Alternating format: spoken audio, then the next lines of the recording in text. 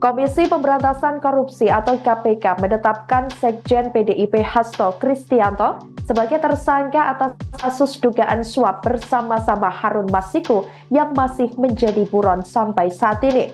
Penetapan status tersangka Hasto tersebut tertulis dalam surat pemberitahuan dimulainya penyidikan.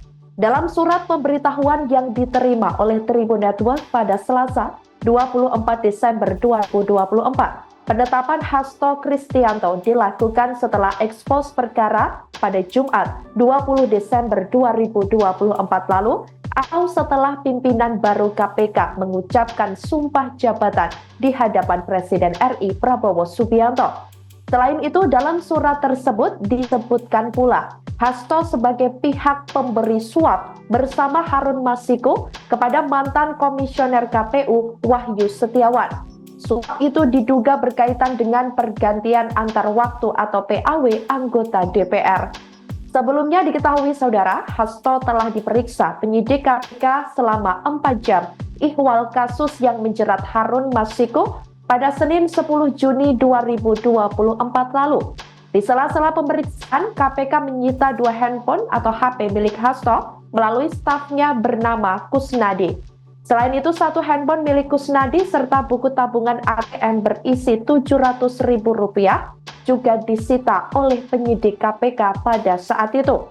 Buku agenda atau catatan Hasto Kristianto juga turut disita oleh KPK.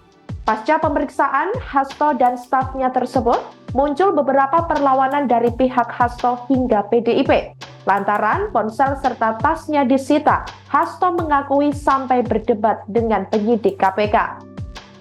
Terlebih, tidak didampingi oleh kuasa hukumnya pada saat itu.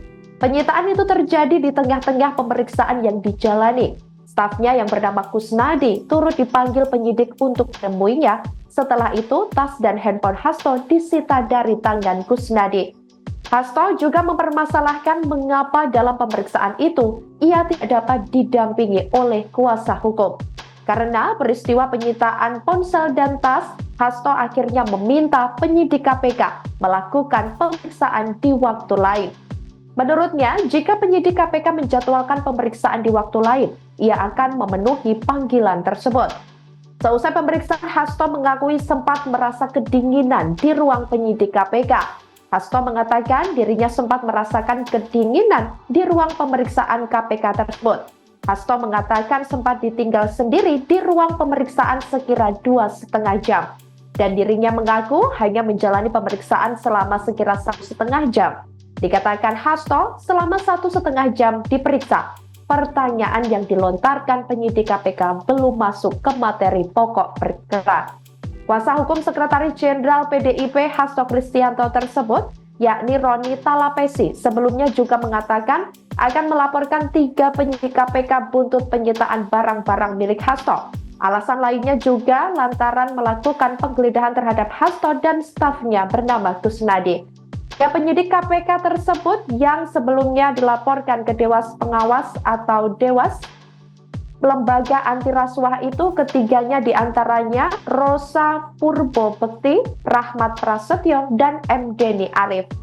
Sampai berita ini ditayangkan pada Selasa 24 Desember 2024. Kira pukul 09.00 waktu Indonesia Barat, Tribun Network masih terus mencari informasi terkait perkembangan kasus tersebut terhadap pihak KPK maupun PDI Perjuangan.